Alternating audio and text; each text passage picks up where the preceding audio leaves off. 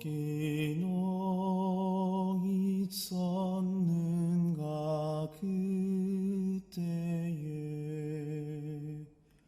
주님 그 십자가에 달릴 때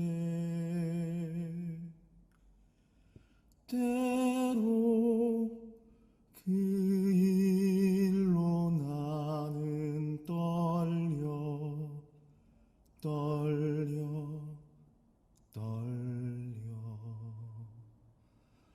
거기 너 있었는가 그때에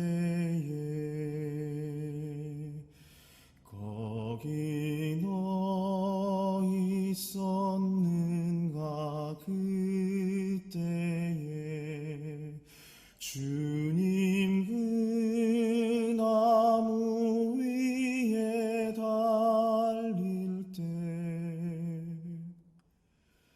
때로 그 일로 나는 떨려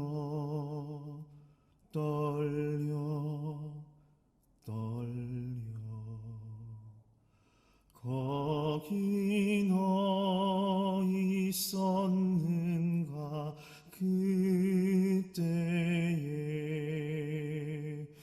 거기 너 있었는가 그때에 해가 그 밝은 빛을 잃을 때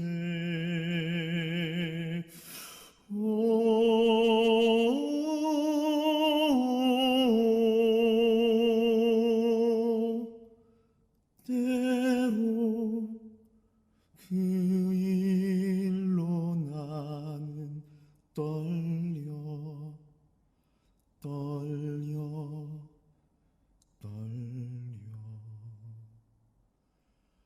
거기 너 있었는가 그때에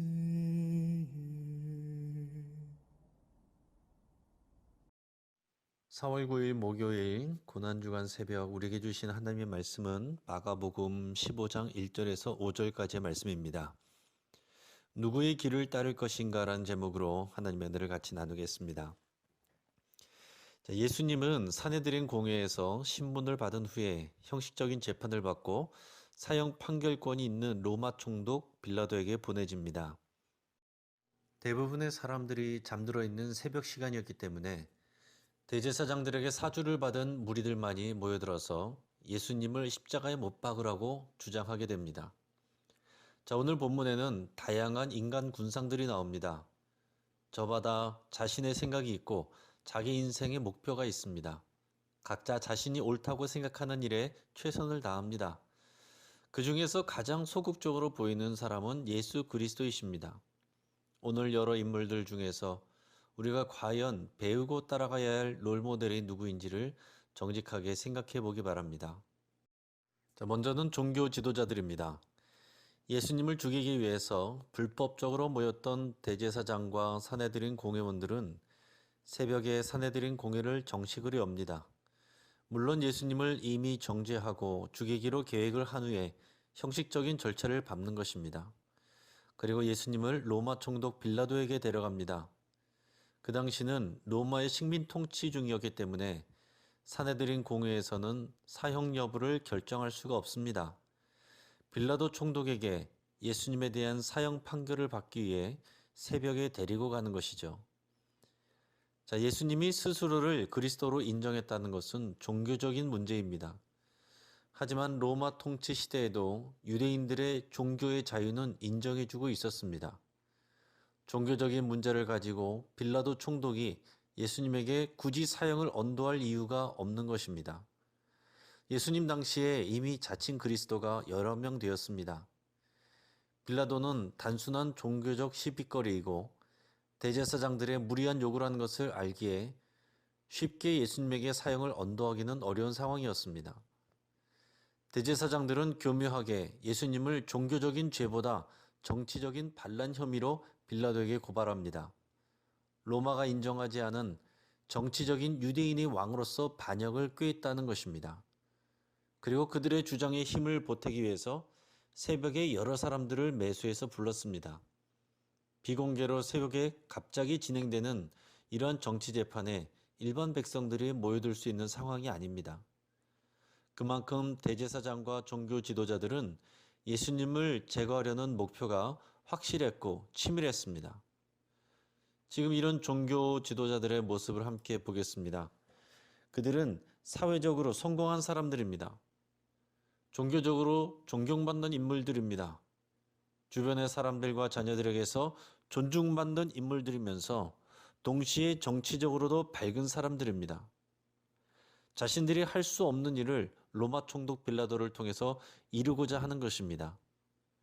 종교 지도자들은 외적으로 볼 때 사회적으로나 종교적으로나 가정적으로나 성공한 사람들입니다. 진리에 맞는지 안 맞는지 판단하고 벌을 줄 수 있는 권력을 가진 사람들입니다. 정치 지도자도 눈치를 볼 만큼의 세력을 등에 업고 있습니다. 두 번째는 빌라도입니다.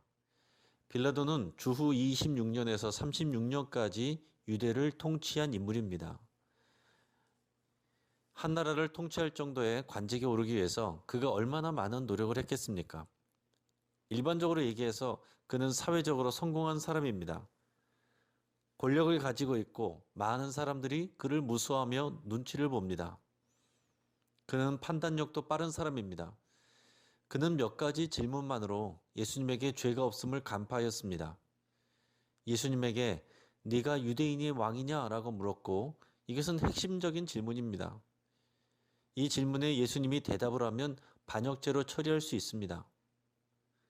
여기에 예수님이 긍정했음에도 불구하고 예수님이 대제사장들의 시기 때문에 억울하게 누명을 쓰고 있다는 것을 눈치챘습니다. 그래서 나름대로 예수님을 놓아주려는 소극적인 시도를 합니다. 유대인의 명절을 이용해서 예수님을 석방해 주려고 했습니다. 하지만 대제사장들에게 선동된 무리들이 바라바를 놔주라고 소리 지르는 탓에 예수님이 아닌 바라바를 놔주게 됩니다. 빌라도는 권력을 가진 사람이고 이 자리에 오기까지 수많은 노력을 한 사람입니다. 상황 파악이 빠르고 나름대로 소극적이지만 예수님을 놓아주려는 양심을 갖고 있었습니다. 하지만 결국 그는 진실보다는 정치를 선택합니다. 예수님이 죄가 없다는 것을 알면서도 밀란이 두려워서 무리에게 만족을 주고자 하여 바라바를 놔주고 예수님에게는 채찍질과 십자가형을 선언합니다. 무리들은 새벽 시간에 빌라도 총독의 관정에 모여들었습니다. 그들은 부지런한 사람들이었습니다. 또한 그들은 종교 지도자들인 대제사장과 서기관들의 말에 잘 순종하는 사람들이었습니다. 그들은 각자 한 집안의 성실한 가장들이었을 것입니다. 빌라도가 유대인의 명절에 죄인 중에 한 사람을 놓아주는 관례를 따라 예수님을 석방하려고 하자 대제사장들이 충동하는 대로 바라바를 놔주라고 소리를 질렀습니다. 그들은 열정적인 사람들입니다. 또 그리고 그들은 종교 지도자들에게 순종적인 사람들입니다. 어떻게 보면 그들은 자기 신앙에 충실한 사람들입니다. 하지만 그들은 진리를 모르고 관심도 갖지 않습니다. 그들에게 중요한 것은 당장 자신들에게 유익을 줄 수 있는 대제사장들의 말이었을 뿐입니다. 그 다음은 바라바입니다.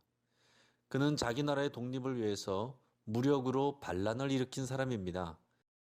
쉽게 말해서 우리 입장으로 보면 안중근과 같은 민족운동가입니다. 그는 말로만 나라를 위하는 사람이 아니라 조직을 만들고 무기를 모으고 실제로 로마 군인들과 목숨을 걸고 나라의 독립을 위해서 싸운 인물입니다. 그는 아마도 열심당원이었을 것입니다. 하나님의 은혜를 기다리기보다는 인간의 의지와 노력이 결실을 가져온다고 믿는 그런 인본주의적인 사람입니다. 아마도 믿음으로 막연히 독립이 이루어지기를 위해 기도만 하는 사람들을 보면 답답해 했을 것입니다. 마지막으로는 예수님이십니다. 오늘 본문의 상황에서 가장 소극적인 사람은 예수 그리스도이십니다. 네가 유대인의 왕이냐라고 빌라도가 물었을 때 그 대답이 뻔히 정치적인 물음인 줄 알면서도 예수님은 내 말이 옳도다라고 대답하셨습니다. 여러 사람들이 예수님에 대해서 거짓 증언을 하며 공격하고 고발하는데도 아무런 자기 방어를 하지 않으셨습니다.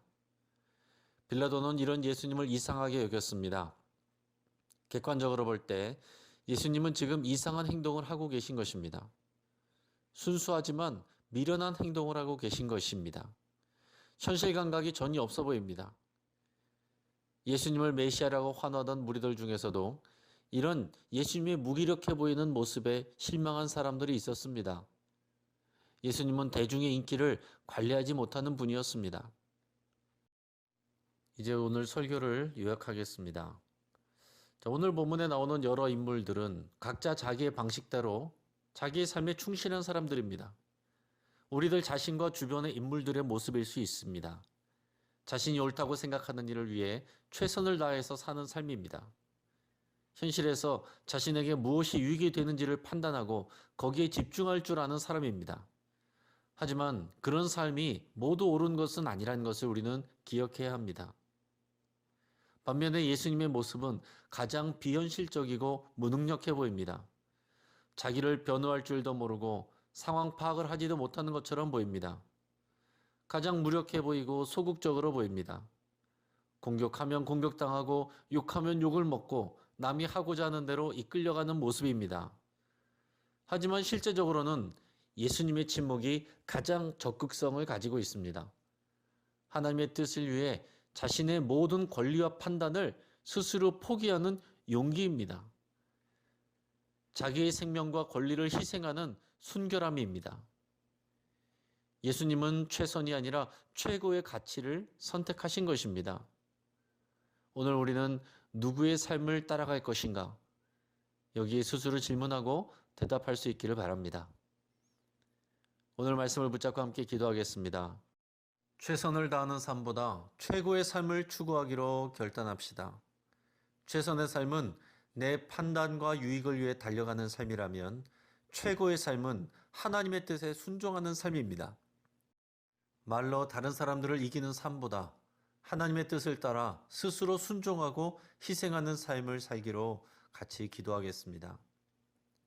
자기를 부인하고 자기 십자가를 지기로 결단하시기를 바랍니다. 매일 낮 12시와 오후 9시에 가정과 교회와 나라와 열방을 위해 기도하며 지속적으로 기도하는 삶이 되기로 결단하며 기도할 수 있기를 바랍니다. 우간다 김무열 선교사님을 위해서 함께 기도하겠습니다. 새로운 제자 사역인 헐몬 사역을 준비하고 있는데 하나님의 도우심을 구하며 신실하게 기다리고 준비할 수 있도록 기도하겠습니다. 그리고 여러 돕는 사람들을 보내주시고 그 모든 선교의 문을 열어주시기를 위해서 함께 기도하겠습니다. 마지막으로 한국교회를 위해서 함께 기도하겠습니다. 저마다 하나님의 뜻이라고 생각하며 나눠지고 분열하는 모습이 있습니다. 겸손하게 하나님의 뜻을 구하며 서로를 존중하는 또한 세상의 소금과 빛이 되는 그런 한국교회가 되도록 위해서 함께 기도하겠습니다.